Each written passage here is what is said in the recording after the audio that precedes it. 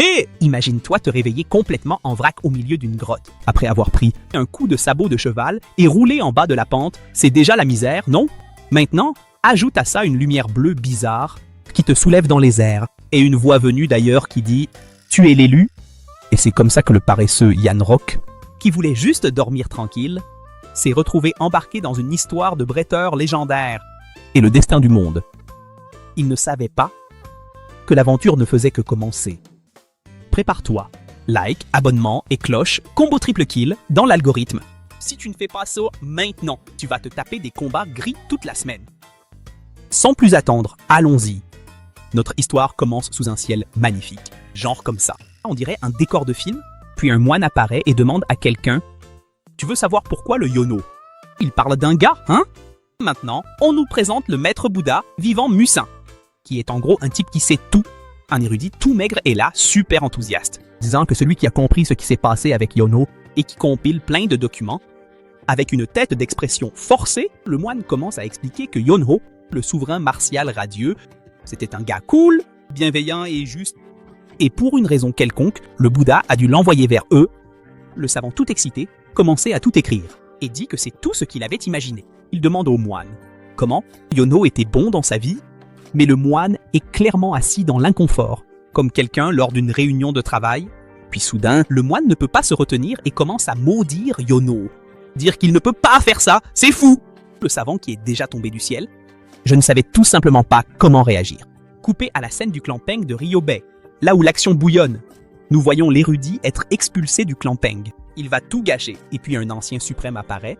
Le stylo de Jake, une explosion de colère. Il est tellement énervé que même les murs ne peuvent pas s'empêcher de fuir. Il demande au savant, avec toute la colère du monde, pourquoi un déchet humain comme lui est venu prendre le couple sur un rot. Le vieil homme ordonne d'apporter un sac de seau, plein de sel, à jeter au visage du savant. Et le savant, en crise, ne peut qu'être choqué par les réactions constantes de la bande. Quand le nom de Amuro est mentionné, alors il y a une explication sur Amuro, le souverain martial radieux, qui est presque un dieu. Ce type était légendaire, a mis fin à l'ère du chaos, et est décrit comme un véritable chevalier, gifler la société au visage. Certains l'appellent le plus grand de tous les temps, d'autres plus grands guerriers chevaleresques.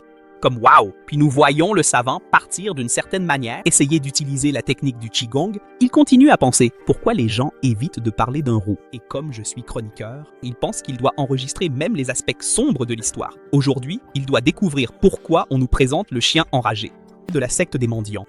Le chien enragé rit beaucoup en apprenant que le savant a été expulsé de Shōn-Ho et de Kampang. Le savant confirme et dit que les réactions ont toutes été similaires partout. Dès qu'il a prononcé le nom de Yumro, le chien enragé l'interrompt, genre « Bien sûr qu'ils allaient réagir comme ça. Le savant est là, genre mince !» L'histoire principale commence il y a environ 100 ans, dans le clan Kiwil de Wangdong, et l'affaire était brûlante. Et Yonhu, quant à lui, était le pire type de personne qui existait. Là, on voit le jeune Yonhu de 12 ans, à moitié endormi, disant qu'il veut devenir le plus fort. C'est un peu dans cette ambiance. Le chien enragé Parle du garçon qui rêvait de devenir le plus grand au-dessus des cieux, né dans un clan martial. Il a grandi en apprenant à devenir un guerrier. Et tu vois, le gamin savait déjà que le chemin vers le sommet, c'était de l'effort. Sauf que pour un garçon aussi déterminé, il y avait un gros problème. Il était déjà trop tard pour commencer. Ce jour-là, on voit un visage le soulever au coucher du soleil. Toute cette scène dramatique, l'enfant est là en train de penser, tu sais, avec un drame en cours. Et un garçon, tu es venu jusqu'ici et ne sont pas encore inscrits. Vous demandez à subir les dommages causés par l'algorithme? Cliquez ici et activez la cloche avant que le système ne vous jette dans un side crash de 30 épisodes uniquement dialogués, puis il se recouche avec sa couverture et réfléchit. Quelle honte! Aujourd'hui était censé être le jour où j'allais cartonner à l'entraînement. Il décide qu'il va dormir profondément et qu'il s'entraînera le lendemain, puis, entendant des pas, quelqu'un entre dans sa chambre et lui dit de se lever, vraiment tranquillement. La personne crie pour qu'il se lève. Genre, du calme! Pas besoin d'être aussi radical. Et Yonho se lève à moitié à contre-cœur. On nous présente le patriarche du clan. Et c'est un véritable colosse. Et demande où se situe la responsabilité du fils. Et Yonho dit qu'il a vu le soleil, mais il est allongé. Le père se met en colère, disant qu'il doit encore se lever. Et un bruit effronté répond que c'est parce que le soleil se couche encore. Le père lui demande depuis combien de temps il est au lit comme ça? J'ai dit que c'était 2 jours, ou peut-être 3. Comme juste une journée au lit. Battement, le père qualifie le garçon de dépendant. Il dit que ça fait déjà 4 jours qu'il est allongé, 4 jours, enroulé dans une couverture. C'est fou le père, demande si son dos ne fait pas mal à force d'être allongé longtemps, même un ours deviendrait fou à force de transpirer. Avec un petit rire nerveux, l'un d'eux dit c'est pour ça qu'il se lève de temps en temps. La colère du père ne fait que grandir, en transpirant de rage. Et il se défend, disant qu'il a essayé d'entraîner, mais à chaque fois qu'il ouvrait les yeux, le soleil était déjà couché. Il promet encore de se lever tôt pour s'entraîner. Le lendemain, tout en criant, le père retourne le lit et décide qu'aujourd'hui, il va corriger l'attitude pourrie de son fils. Le chien enragé, avec un jeu de mots, dit que le fils du clan Hydre de Guangdong sait se produire. La scène change vers le bureau Yu, le patriarche a des nerfs épars. L'administrateur du clan apparaît, Zhou Belgang. Demandez si le patriarche est stressé. Un deuxième enseignant arrive et le patriarche demande qui d'autre cela pourrait-il être l'administrateur, essaye de se calmer en disant que l'Iran obéira.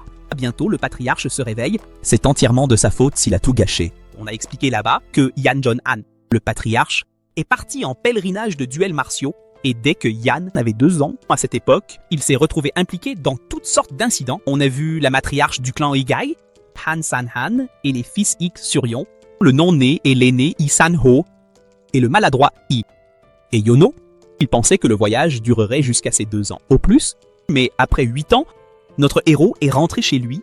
Bien qu'il ait remporté un titre, il a perdu beaucoup plus dans ce domaine, l'heure à laquelle il est revenu. Ta femme s'est transformée en tigre. Véroïs et son fils étaient paresseux. Et Jobignan soupire lourdement. L'administrateur essaye de se calmer, disant qu'il doit encore y avoir un moyen. Il demande au patriarche quel serait ce moyen. L'administrateur répond « As-tu oublié qu'il va bientôt revenir ?» Le patriarche demande qui est en train de revenir, mais il comprend vite de qui il s'agit. L'administrateur révèle qu'après 3 ans, il revient de la maison ennemie. Le patriarche sourit, pensant qu'il n'y a qu'une seule personne que Onra craint vraiment. Pendant ce temps, quelqu'un apparaît derrière Onra, et Onra se demande c'est quoi ce frisson soudain. En regardant en arrière, il voit son frère aîné. Nous voici présentés au fils aîné du clan Iga. Et Sanro. Sanro demande depuis combien de temps Yonho dort. Yono nerveux.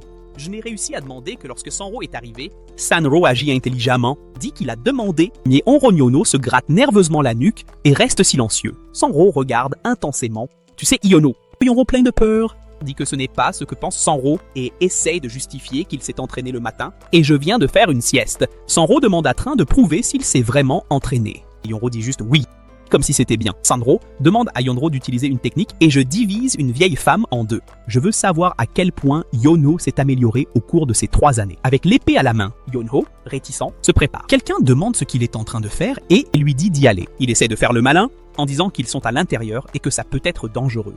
Alors le criant accepte la responsabilité et demande à Jonro de montrer ce qu'il sait faire. Et Jonro se prépare en prenant une grande inspiration. Puis il s'avance en brandissant son épée dans une scène digne d'un combat. Il essaye d'exécuter une technique à l'épée, la technique du dragon assis. Mais rien ne se passe avec la bougie et Jonro pense « c'est foutu, ça va mal tourner ». Alors Hu est déçu, il dit que 3 ans se sont déjà écoulés, 3 ans, c'est assez de temps pour apprendre à être moins nul et Hu s'est empiré mec. La scène change pour la salle à manger familiale où tout le monde dîne. Et Hu pense qu'il va avoir une indigestion. Certitude de 20, le patriarche demande à Samu comment se passe la vie à l'académie et s'il avait des difficultés. Samu répond que tout s'est bien passé, que s'il n'avait pas de difficultés, il n'aurait pas de sens. Et estime que cela est essentiel pour surmonter. Et le patriarche, avec un air inquiet, dit que le Samu a beaucoup souffert. Samu a déclaré « Celui qui a le plus souffert, c'est le père absent si longtemps. Frère Sandro, j'ai simplement commenté qu'il y a des trucs là-bas. » La matriarche, curieuse de l'affaire, demande ce que c'est. Sandro répond que c'est à propos de Yonro. Tout le monde est choqué. Sano pense qu'ils doivent emmener Yano à l'académie martiale.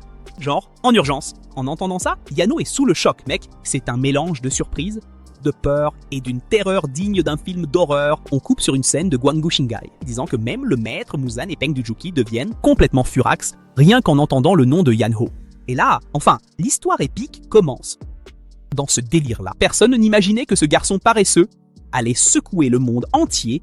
Comme ça, Yono a été pratiquement forcé à affronter l'académie martiale. Tu vois, sa famille était un peu déçue avec l'arrêt. Et maintenant, nous rencontrons la sœur cadette de Yonho là-bas, Suryon, qui est là, en larmes, lui demandant de ne pas partir. Son père rit et lui dit de rentrer, comme un homme. Comme si la prison était réelle, Yono essaie de réconforter sa sœur, disant qu'il n'y a pas besoin de pleurer et qu'il reviendra. Mais bon sang, sera du point de vue de Bangu Zingai. Le voyage de Yunho et Yunho s'est déroulé sans encombre. Enfin, du moins pour Yuno. Yuno demande à son frère « On est déjà presque arrivé ?» avec une tête de quelqu'un qui ne connaît même pas l'objectif. Yuno répond qu'il reste encore 10 jours, et la tête de Yono est désespérée. En apprenant qu'il restait 10 jours, Yono n'en croit tout simplement pas ses yeux. Mec, Sano commente qu'il serait arrivé en 5 jours. Si Yono avait su lors du changement de cheval, autrement dit, la petite pique vient vraiment de loin. Yuno dit qu'il n'a jamais monté à cheval auparavant, comme pour dire « Désolé frère », en mode bon. Samaritano dit qu'il ne blâme pas Yuno, il répond juste « Yuno demande au monsieur de faire une pause », en lui demandant s'il sait comment gravir cette colline. Parce que le gars est vraiment épuisé, il est tellement fatigué qu'il sent son dos et ses fesses va exploser. Seul Jésus dans la cause, voir d'autres personnes allongées sur un arbre mort, et Yono pointe ton Yono et dit que ces fous se reposent aussi. Sao Yono est surpris quand il voit ça. Timko se demande si Rio de Janeiro, c'est vrai? Son Yono descend de son cheval, l'air curieux, et Yono lui demande ce qu'il va faire maintenant. Sano arrive devant les corps allongés et commence à examiner la situation. Et un O a demandé ce qu'il faisait, déjà confus par la situation. Sano dit qu'ils sont arrivés trop tard, et que tous les gens allongés là sont morts. Et le poids de la perte est lourd. Et un O demande de l'aide, cela le met en colère, c'est fini. San O montre quelque chose à Yon O et révèle qu'il s'agit d'une technique appelée paume de la fleur indulgente.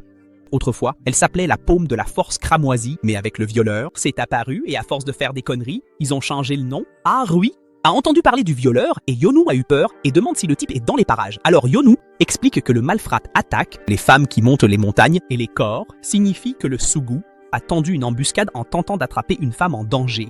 L'attention, Sano a dit à Yunho de rester et s'en va. En disant qu'il va revenir comme le héros de l'histoire, Yuno crie pour qu'il ne le laisse pas là avec les cadavres. Quelle misère! Pendant ce temps, Sam-ho est déjà loin. La pression est réelle. Yunho, frustré, ne sait pas quoi faire. Il regarde autour de lui comme « Et maintenant ?» voit les chevaux et les corps et pense qu'il a des ennuis. Pas d'issue. Le ciel s'assombrit et la pluie semble arriver. Fusée est un rond hurle en traitant le monsieur de menteur.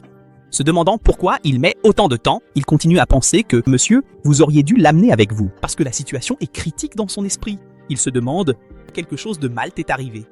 Il pense que ça ne peut pas prendre autant de temps, sinon ça va mal. Yonom réalise qu'il doit faire quelque chose. Si tu restes immobile, tu pourrais devenir le dîner d'un tigre. Il n'y a pas de place pour l'hésitation. Soudain, une tempête vous surprend. Il a très peur. La pluie commence à tomber, comme si c'était une scène d'un film d'horreur. Voir Yonom, les chevaux et les corps tous mouillés par la pluie, et il pense « Putain, je suis vraiment foutu ». Je me demandais comment il s'était retrouvé dans ce pétrin, et Ron essaye de mettre les corps sur le dos des chevaux. Était dans le combat avant de laisser les corps derrière lui, parce que mec, tu peux devenir de la nourriture pour tigre, et il ne peut pas enterrer, il pleut, et vous avez besoin d'un abri. Soudain, les chevaux deviennent fous et n'écoutent plus Yoon. Rom sortit de nulle part. Le tonnerre tombe, et l'un des chevaux donne un coup de pied au Rom, qui roule et dévale la pente, et se fait mal. Yoon Rom se réveille tout endolori. Il a le dos en compote, et il commence à engueuler les chevaux. Quand il se lève, il se rend compte qu'il est dans une grotte et il pousse un soupir de soulagement en pensant qu'il a enfin trouvé un abri contre la pluie. Mais comme si ça ne suffisait pas, les chevaux reviennent aussi dans la grotte. Genre, quel bazar! Et Ron attache les chevaux et se dit qu'il n'arrive même pas à les diriger. En voyant ses propres vêtements tout sales, il se dit que c'est n'importe quoi, tu vois. Il préférerait être chez lui, sans stress. Il laisse une marque à l'entrée de la grotte pour que plus tard, Ron puisse le retrouver. Plus tard, comme il ne sait quoi faire et qu'il est crevé, il s'allonge pour dormir. Après un moment, il se réveille espérant que rien de mauvais ne soit arrivé. Et à côté de son frère, il essaie de se convaincre que son frère est fort et qu'il va s'en sortir. Et ainsi, Yoron s'endort. Plongeant dans un sommeil profond, il commence à dormir profondément. Léger et détendu, après un petit moment, une lumière bleue est apparue autour de Yoron.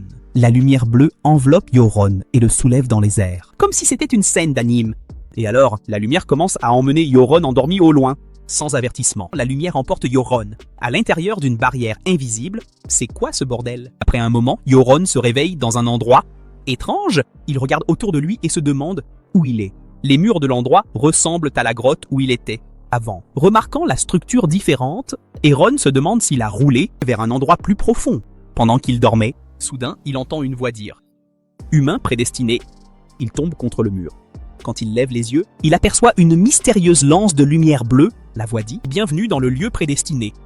Successeur de mon épée radieuse et d'une lettre romantique, il se demande si la voix parle. Depuis cette chose brillante, la voix confirme et dit qu'elle a transcendé les limitations physiques. Parlant avec un petit fragment du temps et de l'espace, elle demande à Yonro d'accepter sa volonté et de gouverner le monde. C'est une sacrée responsabilité. En entendant cela, Yonro crie en disant que c'est un fantôme. Qu'est-ce qui se passe? La voix ne pas avoir peur. Déjà morte, elle n'a laissé que sa volonté. La volonté, quelqu'un l'accepte, sa volonté s'entache. Et Yono pense que cette situation est à la fois étrange et familière, comme une grotte vide, et la volonté d'un gars qui n'est plus là. Avec un petit sourire malin, il se demande si ce n'est pas une chance offerte par le destin. Il commence à penser que les cieux le récompensent pour être un gars sympa et chaleureux. Il se dit alors qu'il n'a pas besoin d'aller à l'académie d'entraînement martial. Devenir fort, la voix du vieil homme n'a pas le temps. Et qu'il doit prendre l'épée et écrire la morale du monde. C'est beaucoup de responsabilités. La voix promet d'enseigner à Yonho son épée radieuse et lui dit de s'entraîner sans relâche. La voix commande que Yono est talentueux, puisqu'il a le sang du vieil homme et que s'il s'entraîne intensément pendant 30 ans, il pourra peut-être reproduire la technique du vieil homme. Quand on écoute 30 ans, Yono donne un gel d'esprit et dit qu'il ne pense pas que le destin soit pour lui, comme si c'était déjà donné. Le vieil homme est sans voix, surpris, et demande à Yono pourquoi.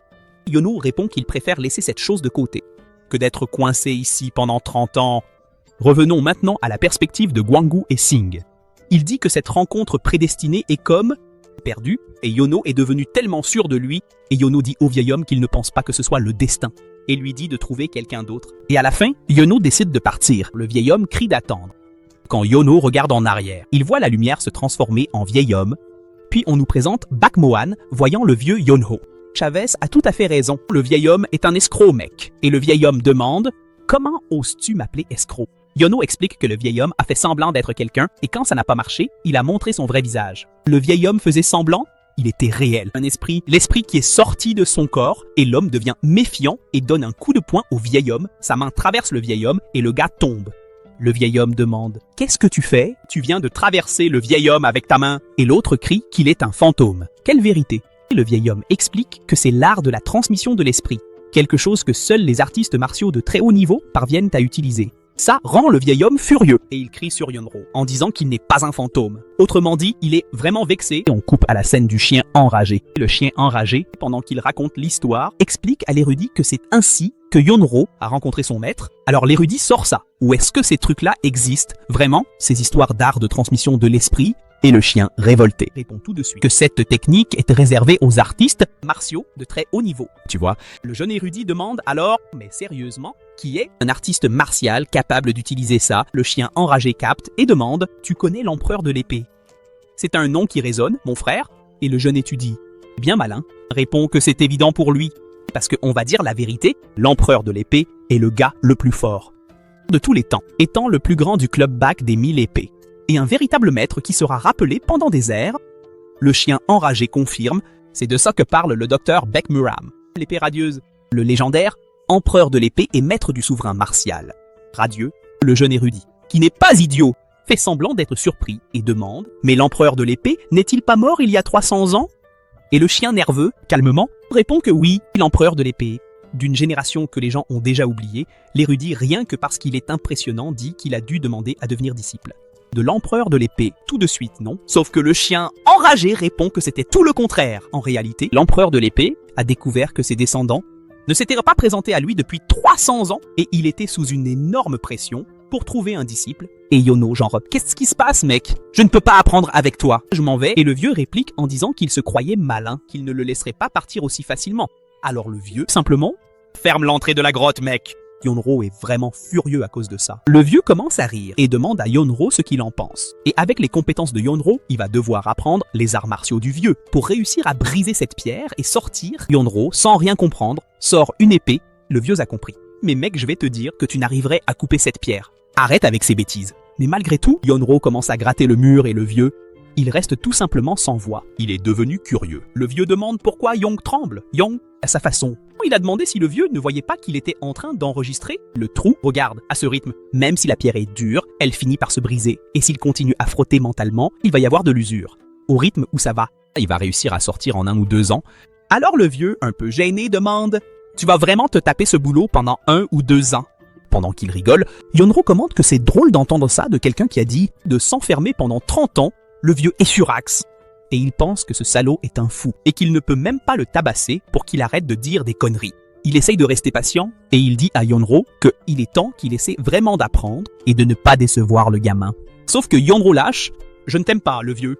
Et le vieux, en répondant du tac au tac dit qu'il laissera Yonro sortir après 20 ans. Et là, tout de suite, Yonro s'emporte et répond que 20 ans, c'est super long. Si le vieux avait dit 3, peut-être qu'il y aurait réfléchi. Et dans la tête du vieux, il se dit à quel point Yonro est un sale gosse. Mais avec un sourire aux lèvres, le vieux demande « Tu veux vraiment apprendre les arts martiaux en 3 ans ?» Il sait que même si Zhang Sansan revenait, la vie ne permettrait pas que ça arrive. Alors Yonro, en se relevant, a dit qu'il pense qu'ils n'étaient pas faits l'un pour l'autre. Le vieux est livide de colère et lâche une insulte rapide contre Yonro, qu'on n'entend pas. Tout de suite après, il change de sujet et dit qu'il a besoin de 5 ans. Il propose à Yono un deal de 5 ans et promet qu'il fera de lui le plus fort du monde. Et Yono, en entendant ça, pense « le gars le plus fort du monde en 5 ans ». Et détail, Yonko n'a jamais vu un esprit aussi vibrant que celui du vieux. Avec dégoût, il conclut que cette technique ne se transmet pas vraiment. De bouche à oreille, ce vieux pourrait très bien être le maître le plus fort du monde. Alors il décide qu'il va tenter sa chance, devenir un maître des arts martiaux. Et ainsi, Yonru laisse entendre que c'est bon, il va essayer. On revient à la scène du chien enragé, où il a dit que bien sûr, et Yono n'avait aucune idée que le vieux était l'empereur de l'épée, ce qui ajoute une touche d'ironie, parce que l'empereur de l'épée était aussi malchanceux, puisque le dernier qu'il a rencontré était un paresseux. Le vieux est furieux, traitant Jonro de salaud, et ordonnant à Jonro de se réveiller. Jonro, tout détendu, répond qu'il est fatigué et demande si le vieux ne dort jamais. Ça ne vaut pas la peine de s'en souvenir, hein? Il est toujours humain et les humains ont besoin de dormir. Et puis demandez, le vieil homme n'est pas au courant, Beckmohan? L'empereur de l'épée maudit tout et tout le monde et dit à Yono qu'il s'est très bien assis, mec. Mais il faut s'entraîner. Mais Yono, j'ai passé toute la journée à dormir et n'a fait qu'un seul mouvement pendant l'entraînement. L'empereur de l'épée, toujours frustré, crie qu'à ce rythme, il faudra 50 ans pour apprendre et non 5. Et Yono, désespéré, demande s'il n'y a pas un moyen plus facile d'apprendre et le vieil homme répond qu'en fait, c'est déjà assez facile comme ça. Et c'est une horreur, il est tellement furieux que ce serait même plus facile si le vieux se taisait. Et il lâche, c'est pour ça qu'il essaye de trouver le maître talentueux. Le vieux est rouge de colère et presque hors de lui, que s'il avait encore un corps. L'empereur de l'épée veut vraiment montrer ses techniques, mais il souffre pour guérir de cette condition déplorable. S'il avait un corps, il passerait Yono à tabac et finirait comme ça. Tu vois, Yono allongé, se tortillant et cherchant un moyen de s'échapper. Soudainement, il commence à appeler le vieux maître et demande comment il a accompli cet exploit. Le vieux demande « Quoi exactement ?» Et alors Yonho mentionne l'effondrement du portail de pierre. Pourquoi le vieux ne peut-il pas utiliser ce pouvoir pour enseigner au garçon? Le vieux, avec un air mystérieux, explique qu'il a simplement tiré sur une corde d'un dispositif qu'il avait déjà préparé. Et Yono, intrigué, demande comment, puisqu'il n'a pas de corps. Et il répond aussitôt que cela n'a rien à voir avec le fait d'avoir un corps, il a simplement utilisé la lévitation psychique pour tirer la corde. Avec quoi? Là le vieux a une illumination. Il commence à rire et réfléchit. Pourquoi n'y a-t-il pas pensé plus tôt? Tout en continuant de rire, Yono est là, tu comprends? Il demande ce qui se passe avec le vieux, s'il est devenu fou, et le vieux explique qu'il était tellement concentré à l'absence de corps qu'il n'a pas remarqué qu'il pouvait bouger les pierres. Au final, grâce à Yono, il a appris quelque chose de nouveau. Le garçon demande alors quoi? Le vieux marmonne. Mais soudain, quelque chose traverse l'esprit de Yono. Au début, je n'ai pas très bien compris ce que c'était, mais il aperçoit bientôt une pierre sur le mur. Tout en riant, le vieux révèle que même s'il n'a pas de corps, il peut encore déplacer des pierres quand il le souhaite. Et Yono reste genre complètement terrifié et recule d'un pas, et le vieux, avec sa nouvelle capacité, lance quelques pierres tout en disant qu'il peut faire ça. Et Yono, désespéré, demande au vieux d'arrêter et affirme qu'il veut juste discuter. Mais le vieux l'ignore et fait voler les pierres en direction de Yono. Après ce jour-là, les entraînements de Beck, Mora et Yono ont continué sans répit. Le garçon a passé la journée à s'entraîner à l'escrime. Et la nuit à débattre avec le vieux. Chaque fois que Yono dormait, il tentait d'utiliser les arts mystiques des rêves que Beckmore lui avait enseignés. Et vivre était devenu l'épée, et la vie était devenue l'épée. Cette routine, le gars n'avait pas le temps d'être paresseux. Et ainsi, en un clin d'œil, 5 ans se sont écoulés. Quand enfin Yono est réapparu, il a bouleversé le monde un jour avant de partir. Alors que Yono était tranquillement allongé dans son lit, le vieux crie. Il se lève, l'air encore endormi, et répond qu'il voulait juste dormir un peu plus. L'expression de Yono est celle de la surprise. Nous voyons le vieil homme calme, assis en tailleur. Il appelle Yono pour qu'il s'approche. Il dit qu'il a appris les arts martiaux toute sa vie. Son espoir voit la fin de tout cela. Et ainsi, il ne se souciait plus de rien d'autre que des arts martiaux. Au final, cette focalisation a fait de lui un vieil homme grincheux que personne ne voulait autour de lui et l'honneur pense à ce qui arrive au vieil homme aujourd'hui. Parce que regarde, c'est très différent de ce que c'est habituellement. Le vieil homme n'arrête pas de dire qu'il reflète. Il était clair pourquoi votre clan ne s'est pas présenté. Après tout, il a quitté sa famille pour l'art à cause du vieil homme. Enfants et famille clairement abandonnés.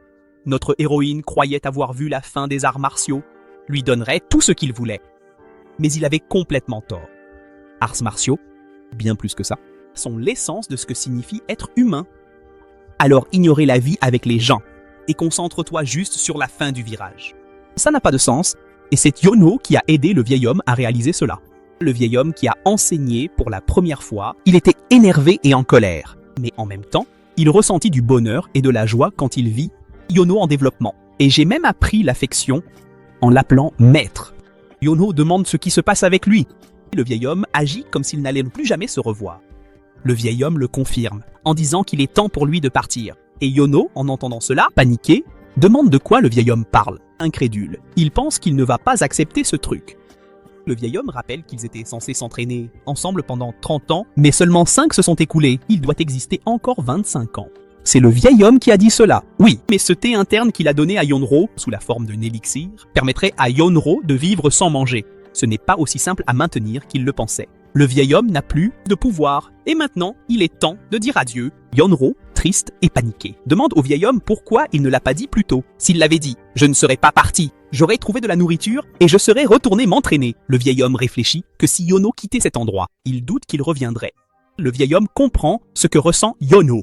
Alors qu'il se lève, le vieil homme se souvient du temps qu'ils ont passé ensemble. Le vieil homme voulait voir Yono voyager et découvrir le monde. Mais d'une certaine manière, comme ça, c'est bien aussi. Le vieil homme regardait Yono avec tendresse et dans ses yeux, il voyait clairement Yono explore le monde. Il te dit d'aller voir le monde et porter cette expérience en vous.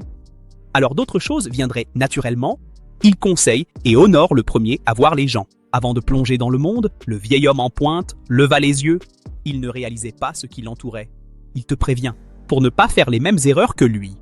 Même si le vieil homme ne peut plus te revoir et que personne d'autre ne sache qu'il existe, les mouvements de Yonro et son escrime portent le vieil homme en eux alors qu'il disparaît. Mais les derniers mots de l'empereur de l'épée, Baek Mohan, peuvent être entendus disant à Yonro d'être heureux, et là on voit Yonro pleurer, se plaignant que le vieil homme aurait pu dire quelque chose plus tôt. De retour au présent, on voit Yonro clairement en colère, réalisant alors que c'est pour cela que le vieil homme est parti sans le prévenir. Yon retient un tissu. Il se demande quand le vieux faux a empilé tout ça et dit « Le vieil homme aurait dû partir tranquillement ». Il crie « C'est quoi ce bordel ?» Avant de disparaître, Baek Mohan a laissé un message sur les vêtements de Yono. En bref, les arts martiaux que Yono a appris en 5 ans étaient encore incomplètes. Comme Yono ne s'entraînerait plus après la disparition du vieil homme, Baek Mohan a placé une ressource dans son corps. Cette ressource est le litchi interne que Yonko a avalé, ce qui fait que ses arts martiaux s'améliorent automatiquement. On pourrait croire qu'il va devenir plus fort comme ça. Mais l'affaire est plus compliquée. Si les progrès de Yonron dans les arts martiaux sont plus lents que la vitesse de l'élixir, son énergie interne sera aspirée par Black Mohan et Yonron Espubile. En bref, Yonron mourra s'il se détend pendant l'entraînement. Irrité, Yongu pense que ce vieux bâtard n'était pas une bonne personne. L'autre message sur le tissu était pour lui de voyager à travers le monde et de voir différentes choses quand tu regardais le monde. Il ressentira de nouvelles émotions et quand tu ressens, apprendras. Le vieil homme dit à Yonron pas content être petite personne dans un endroit petit, Baek Mohan, que Yonro confère avec ses grands et devienne une personne formidable. Le premier endroit où tu devrais aller est Ronliné. Il doit trouver le plus grand érudit du monde et nous y tenons. Yong ressentira certainement quelque chose. On voit Yong dire qu'il allait partir. Mais il reviendra après avoir tout résolu.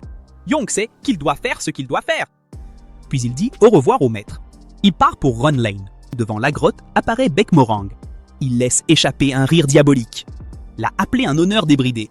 Dit que s'il n'apprend pas à connaître le monde, va t'entourer comme une bombe et mourir. Quel genre d'art martial pourrait-il y avoir dans un endroit comme celui-ci? Baek Mohan peut laisser Yongrom vivre dans un endroit désert. Le monde est trop vide pour ça. Comment le visage heureux et satisfait? Baek Mohan.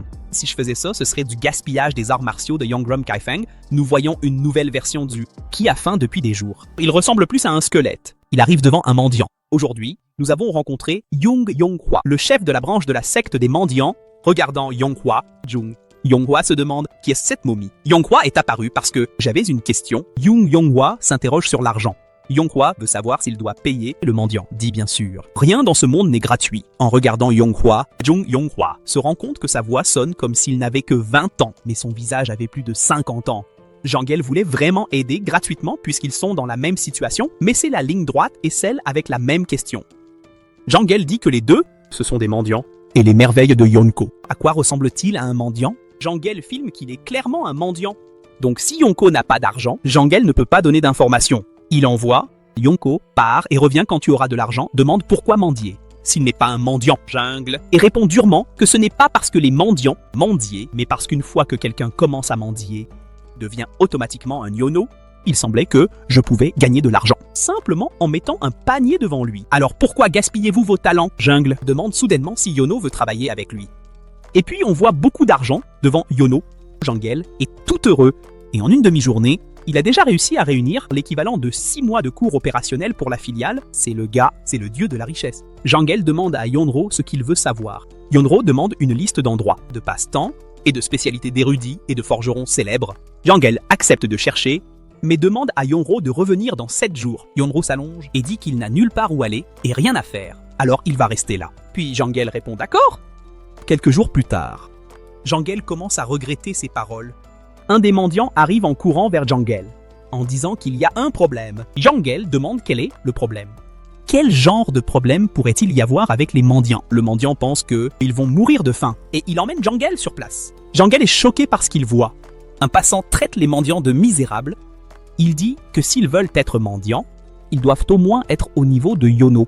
Et on voit la momie Yonro gagner de l'argent, juste en restant assis sur le bord de la route. Jangel est terrifié et surpris. L'argent pleut sur Yono. Yono rigole et commente « Gagner de l'argent, c'est facile !» Il commence à dominer le monde des mendiants. On voit Yono dire qu'il a soif. Allongé, il appelle Jangel pour lui apporter de l'eau. Mec, regarde ça, quand ils apportent l'eau et que les gens râlent. C'est abusé. Regarde ça, le bol est sale. Et Jangel, plein de colère, s'est jeté sur le mendiant, qui a finalement apporté l'eau. Et au milieu de la bagarre, Yono lâche que l'eau est tiède. C'est absurde. À ce sujet, Jangelva donne des coups de pied au mendiant, comme s'il s'agissait d'un match de football, allongé sur le ventre et romançant un bon super, avec ce sarcasme malicieux, ce qui rend Jangel encore plus en colère. Jangel pensant à lui-même, s'imaginer comme un chef du quartier général des mendiants, mais en fait, c'est plutôt une certaine d'un mendiant stupide. Soudain, la surprise tombe. Si Jangel expulse un Ro, ces gars vont mourir de faim. C'est un dilemme et un doute amer. Quand est-ce que l'information que Ro a demandé va arriver? C'est chaud. Si ça continue comme ça, notre héros pourrait finir derrière les barreaux. Voilà qu'un des mendiants arrive en courant, comme s'il était le messager de la bonne nouvelle, en criant que l'information est enfin arrivée. Alors Jangel, qui était en colère, se détend également et est heureux de la nouvelle. Et je le ferai, alors jetez un œil à ces informations. Il demande à Jangel si c'est tout. Où est le reste? Jungle, tout confus, se demande s'il veut vraiment voir quelque chose du boiteux comme ça. Pudding. Merde! Jangel envoie alors la question « Qu'est-ce que tu veux dire par là ?» Il prend un papier des mains de Yono, comme s'il tenait la carte du bingo. En le lisant, il pense « C'est salaud et c'est vraiment de nous enterrer. Vivant, ce n'est que la moitié de ce que Yono a demandé. Autrement dit, c'est la galère. » Jean-Paul, conscient de la merde, conclut qu'il doit faire quelque chose rapidement pour Yono. Alors il demande si le manque d'informations, c'est parce qu'il n'a pas payé assez. Putain de merde. Jean-Paul emmène Yono dans un autre coin pour obtenir de vraies informations. Il se tourne vers une figure féminine debout, de façon dramatique, en appelant Jangel de chienne renarde. Elle dit franchement à quel point il est rare de voir Jangel par ici. C'est là que nous faisons la connaissance de Goi Nege, la chef de la filiale de la secte de la maison de Kaifeng. Jangel essaie de s'immiscer et de saluer la chef. Pendant ce temps, Yono rit et lâche. Le titre de Jangel, c'est un chien. C'est une chienne. Et sous pression, Jangel avoue qu'il a besoin d'informations. Tandis que Yono continue de l'appeler chienne. La chef Gorilla la trouve étonnamment mémorable. Elle mentionne que le chef de la secte des mendiants de Kaifeng est en train d'arriver pour obtenir des informations et elle, pleine de certitude, affirme que Jangel est au courant de la rivalité. Elle demande à Jang « Que fait-il là-bas dans la secte Gay Feng House ?» Junkie répond qu'il ne demande rien à la secte des mendiants et n'a amené qu'un seul client. Le chef demande si Junkiel joue avec elle. Elle a prévenu que ce n'est pas la secte des mendiants qui demande, mais le client est un mendiant. Goe ne croit pas qu'il s'agisse d'une provocation. Elle est claire, n'a aucune information à vendre à la secte des mendiants. Et alors, Yono acquiesce et dit qu'il ne fait pas partie de la secte des mendiants. En se retournant, Goei prévient que s'il continue à se moquer, elle prendra des mesures. Elle a bien précisé que son orgueil est en jeu. Yono demande si la secte de la maison n'est pas une organisation de renseignement. Et il demande encore si elle ne sait pas s'il fait partie de la secte des mendiants. Il dit qu'elle passe son temps à vendre des informations sans rien savoir. Et Yono dit à la chef Goei qu'elle ne connaît pas les bases. Elle entend ça et s'en prend à l'un des gardes Gomu. Elle demande qui est ce fameux Yonho. Gomu répond qu'il ne sait rien sur Yono, mais qu'il n'est pas de la secte des mendiants. Lily n'aime pas du tout ça et elle est déjà agacée. Alors un Yono lâche un voile et demande encore si maintenant elle peut lui vendre des informations. Clairement furieuse, la chef Goei répond que non et qu'elle ne veut jamais l'aider. Et leur ordonne de partir, et un éclat de rire s'ensuit. Il dit qu'elle ne comprend rien aux affaires. Il essaye de la convaincre d'accepter, mais elle reste ferme dans son refus, par honneur. Il est certain que la secte de la maison est condamnée, alors la chef Goe prévient qu'il vaudrait mieux pour Yono de faire attention à ce qu'il dit, sinon il risque de voir des morceaux de lui couper. Et Yono réplique « Mais je n'ai pas tort, non !» Et il traite encore Goe de vieille. La caméra se focalise sur le visage de la vieille. Désolé, j'ai copié l'expression, mais franchement, je n'arrive pas à décrire ce qu'elle ressent. Mais c'est intense. Là, la chef Goe demande à Yono s'il a peur. Elle ordonne alors à Gomu de donner une petite leçon de morale à Yono. C'est alors qu'un homme masqué apparaît, s'approchant de Yono avec l'intention de l'attaquer avec un coup de Gomu, presque en train d'atteindre Yono. Il pousse Jangel et donne un coup de poing à Gomu. Gomu s'effondre face contre terre, assommé, et là, les choses sont devenues sérieuses. Et la chef Goei est complètement choquée. Et il en va de même pour Jangel. Elle crie que Yono est un putain de maître Marcelo. Et Yono, avec la plus grande humilité, s'excuse en disant c'était juste un réflexe de défense qu'il aurait reculé si Gomu n'avait pas continué à foncer sur lui. Et Jiel, en réfléchissant à tout ça, conclut que Yono a bel et bien appris, mais il n'imaginait pas à quel point ce gars était vraiment fort. Il en vient à penser que Yono est en gros une bête d'entraînement. Pendant ce temps, et Yono est là en train de recoudre Loka en disant que tout ça, c'est la faute de ce vieux-là. Pedro Gay, un peu en bégayant, répond qu'il ne savait pas que Yono était aussi différent. Mais il lance un avertissement au cas où il semble que leurs intentions ne soient pas mauvaises. Jangel essaie de se défendre en disant qu'elle ne va pas le croire. Mais s'il est là uniquement pour demander de l'aide, il précise que la ceinture des mendiants n'a pas réussi à obtenir les informations dont il avait besoin. Goei, l'air sérieux, demande si c'est pour ça que Jangel a amené Yonho. Il répond que oui. Goei réplique qu'amener un tigre dans le terrier d'un lapin, c'est comme demander quelque chose de vraiment bizarre. Jangel admet que c'est difficile à croire, mais la vérité, c'est qu'il est sérieux. La chef Goei, finalement convaincue, dit que d'accord, Jankiel la remercie comme s'il venait de gagner à la loterie. Mais la chef Goei prévient que donner des informations à Jankiel, ce n'est pas la même chose. Elle dit que le client de Jankiel a blessé un des siens, alors elle demande une compensation. Elle explique que dans le monde des sectes, c'est ainsi 100% une vie pour une vie. Et elle appelle aussitôt ses gardes, connus sous le nom des 4 ombres. Les types les plus sombres et menaçants apparaissent comme lors d'une présentation de cirque et l'un d'eux esquisse un sourire sarcastique en commentant que chacun a sa façon de se présenter ici. Goei explique qu'elle ne sait pas ce que l'étranger est venu faire, mais puisqu'il a blessé quelqu'un, il ne s'en sortira pas indemne. Un étranger lâche une question rhétorique sur comment. C'est si difficile à comprendre que ça. Il a dit que c'était juste une erreur, il a seulement touché le gars légèrement parce qu'il se défendait. Il est arrivé là avec une mine renfrognée. Il a maudit et honoré. Elle prévient que dans le petit mur orthodoxe, la règle c'est œil pour œil, dent pour dent. Et l'étranger fait une grimace et dit que ça ressemble à un discours d'usurier. L'étranger affirme qu'ils vont arracher un morceau du visage de l'étranger et mettre fin à l'affaire. Et Rosa s'excuse d'avoir gâché l'ambiance, mais prévient qu'il n'a pas beaucoup de graisse à couper parce qu'il meurt de faim. La chef, déjà à bout, décrète que les 4 ombres doivent tuer l'étranger. Alors les 4 ombres attaquent et l'étranger, d'un air détendu, se demande pourquoi ils sont si agressifs. Ils voulaient juste couper un morceau, mais apparemment, c'est avec des intérêts. Et il ne faut pas plaisanter avec ça. Il se moque en disant que c'est effrayant. En un instant, l'étranger les bat d'un seul coup et son expression n'a même pas besoin d'être mentionnée. Et il s'excuse encore une fois, pendant que les 4 ombres tombent encore et que Yono crie « Personne ne bouge », isolant ce qu'il a dit qu'il ne veut toujours tuer personne. Là, Jangel reste sans voix. Le truc devient tendu. Goei regarde Yono avec un air de quelqu'un qui a vu le maître martial, et alors Yono se rappelle des paroles de son maître, qui disait que si quelqu'un attaque une fois, il attaquera plusieurs autres fois. C'est pourquoi il vaut mieux prévenir que guérir. La situation devient tendue, et le combat peut vraiment être imprévisible. Notre héros Yono n'a aucune sympathie. Il n'a jamais donné de raison d'être traité ainsi. Avec une expression terrifiée, la chef de la filiale Goei se rend compte qu'elle a mis la main sur quelque chose qu'elle n'aurait pas dû et que Yono n'est pas exactement quelqu'un avec qui elle peut traiter. elle doit se ressaisir très vite. Parce que si elle faiblit, toute la filiale de la secte de la maison pourrait partir en vrille. Donc maintenant, en se ressaisissant, elle demande à Um-Oh ce qu'il veut. Um-Oh demande des informations et elle lui demande quel genre d'informations il cherche. Junkiel, qui a les documents, espère qu'elle saura s'en sortir. Pendant qu'elle regarde le papier, Goe pense que Junkiel a amené un véritable monstre comme atout pour la secte parce que ces gars-là n'ont pas réussi à régler aucun problème bête et Goe, qui n'est pas du genre à compliquer, a juste besoin d'un petit moment pour s'en sortir. Elle demande alors à Goe s'il peut patienter un peu et Yono répond tout de suite. Goe demande 15 minutes. Avec un air fâché, elle appelle Junkiel. Après un moment, il revient et Yono se moque de lui en disant que sa tête ressemble à un petit gâteau. Et, curieux, il demande si Goe a frappé le pauvre. Et Roux continue en disant qu'il pense que la secte des mendiants ne vaut rien comparé à tout ce qu'ils subissent de la part de la secte de la maison. Junkiel demande ce que c'est. Là, ça a l'air d'être une simple membre de la secte de la maison. Il se souvient que c'était la fille du chef de la secte de la maison et qu'elle est préparée pour devenir la nouvelle chef. Elle passe son temps à s'empiffrer de remèdes miracles, comme si c'était des snacks, et elle a eu tout ce qu'il y a de mieux. Alors comment Junkiel pourrait-il être un rival pour elle? Au milieu de tout ça, Goe apparaît derrière Junkiel. Elle apporte une information et Uru la remercie. Goe continue en expliquant que cependant, ils ont leurs petites règles. Jungkook mentionne des frais d'information et un but. Il veut savoir combien ça va coûter. Goe dit maintenant 5 yang en remettant 5 yang en bronze et un Rocha trouve que c'est vraiment pas cher pour là où ils sont. Mais Jungkook corrige un Rocha en disant que c'est des yang en argent. Alors la question se pose. Pourquoi est-ce si cher? Goe explique que, en réalité, c'est une information de haute sécurité. C'est pour ça que le prix est élevé. Alors Yono se révolte et commence à partir. Yono demande où il va.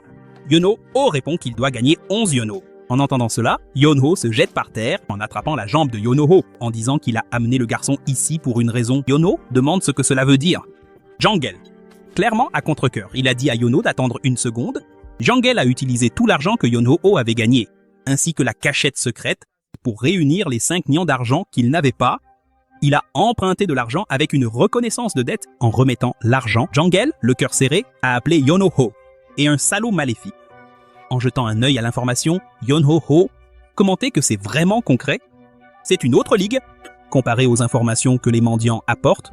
Et Yono conclut que les garçons sont également acceptés dans la maison. Un niveau très différent, tenant un morceau de papier, il demande s'il y aura aussi un moyen d'envoyer une lettre à Guangdong. Et je veux savoir si cher. Yeonho Goe prévient que coûtera cher qu'une agence, mais elle fait ça en échange de Yeonho. Répondre à quelques questions. Elle demande à Yoonho votre nom et votre âge. Yoonho répond que son nom est Il Yoonho et qu'il a 17 ans. Jang-ji, il est choqué de découvrir que Yoonho est plus jeune que lui. On entend maintenant dire que Yoonho n'a que 17 ans. Continuez à vous demander comment quelqu'un d'aussi jeune peut-il avoir un tel talent martial. Elle se souvient de son nom, Il Yono. Elle se rend compte et demandait ce Yono est le deuxième fils du clan Ili du Guangdong. Et Yeonho demande si elle le connaît. Goa répond oui. Le clan Willy de Guangdong a demandé à rencontrer Yeonho. Jang, il demande s'il est le frère aîné de Sanho. Yoonho demande si Jang il connaît son frère aîné. Jang, il révèle que Sano est son ami. Le Goe demande si Lee Yoonho envoie une lettre au clan Il de Guangdong. Elle informe qu'il faudra au moins 10 jours arriver. Leonardo a dit que tout est en ordre. Ils ont attendu 5 ans. Mais 10 jours ne feront pas de différence. Il remet un tissu rouge, en expliquant que cela marque quelqu'un comme invité spécial de la secte si Leonardo l'attache où il veut, un informateur de la secte. Le trouvera là-bas, il pense que quelqu'un avec assez de compétences pour vaincre les 4 épées a 17 ans. C'est assez rare par ici. Créer un lien avec lui sera bénéfique pour eux. Yoonho pense que cela ne sert à rien. Goe dit alors que cette fois, elle va faire une exception et donnera la prochaine information gratuitement. C'est seulement pour Yoonho. Ils ne veulent pas perdre Yoonho comme client à cause de ce qui s'est passé. Yoonho rit, disant que rien ne s'est passé, n'est-ce pas? Pauvre drogué au visage de quelqu'un qui a tout perdu. Ça ressemble à un cupcake écrasé. Commentez maintenant que cela arrive tout le temps, avec ceux qui vivent au plus bas. Le siège se coupe et Junkiel est là, la tête baissée. En pensant à l'argent qu'il a perdu et honoré. Avec le visage de porter le poids du monde, il dit que l'argent va et vient. Et merde, un mendiant ne devrait pas être aussi avide. Il lui dit d'explorer ses racines. Junkiel est frustré en pensant qu'il ne peut même pas donner un coup de poing à ce type. Mais de toute façon, Ro a obtenu l'information qu'il voulait. Alors il fait en sorte qu'il ne se voit plus en tirant Jangi. Un Ro lâche. Ici, il y a un gros problème. Jangi, tout ce que tu voulais avec un sourire heureux, et Ro a dit qu'il n'avait pas d'argent. Il voulait lui donner une raclée, mais ça ne se fait pas. La scène change pour la filiale de la secte de la maison, où Goe est là, perdue dans ses pensées. Elle appelle Gomu et demande d'envoyer une lettre à la secte principale. pour prévenir que le deuxième fils du clan, Willy de Guangdong, qui avait disparu, est revenu en tant que véritable maître martial. Pendant ce temps, Yun Ho arrive au Grand Institut Running, et c'est ici que nous faisons la connaissance de Sun Li. Le Grand Institut Running. Nous voyons un homme érudit assis au bord du lac, prenant un grand thé tranquillement. C'est Moon Yu Han, le troisième grand érudit. Sa fille apparaît pour l'avertir qu'il a un invité pour lui, et ainsi nous faisons la connaissance de la fille de Johan Moon. Moon Johan déclare qu'aujourd'hui tout est tranquille dans l'agenda. Sa fille commente que l'invité veut jouer une partie de Go avec lui. C'est un peu comme un vieux jeu d'échecs, mais plus complexe et plus tendu. Deux joueurs placent des pierres sur un grand plateau pour dominer le territoire. Celui qui occupe le plus d'espace gagne. Ça a l'air simple, mais c'est une vraie bataille mentale. Rien qu'en entendant Go, Johan s'anime tout de suite. Unity apporte honneur et respect. Il suffit d'attendre, ça ne dérange pas, et Johan assure que non. Et c'est toujours un plaisir d'avoir des invités. Il a entendu qu'Honor voulait jouer au goal avec lui, et je suis honoré de dire que c'est la seule chose qu'il sait jouer. Même Mon et Lehan répondent « Alors, essayons ». Il prévient qu'il jouera avec les blancs et que l'honneur commence. En disant que l'honneur commencera, il tire les morceaux un peu maladroitement. Voir ça, Mon et Han pensent qu'il ne faut pas s'attendre à beaucoup d'horreur. Le gars a juste l'air d'être venu chercher un repas gratuit. Alors, il est prêt à aider seulement après la partie. Puis, Johan fait son premier coup. Face à cela, Johan est surpris et se rend compte que Johan n'est pas un simple mendiant. Et ainsi, il commence à jouer. Moon Johan pense que Johan est rapide dans ses coups et il est rare de voir quelqu'un de son âge avec autant d'expérience. Il joue encore quelques tours. On voit que le visage de Moon Johan commence à s'assombrir. Il ne peut pas faire son cambriolage. Il n'arrête pas de penser. Mais qu'est-ce que Yono fait? Avec un sourire du coin de la bouche et de l'amour, j'ai demandé à Han « Et puis tu ne joueras pas ?» Et c'est tout. Si vous avez aimé, aimez-le.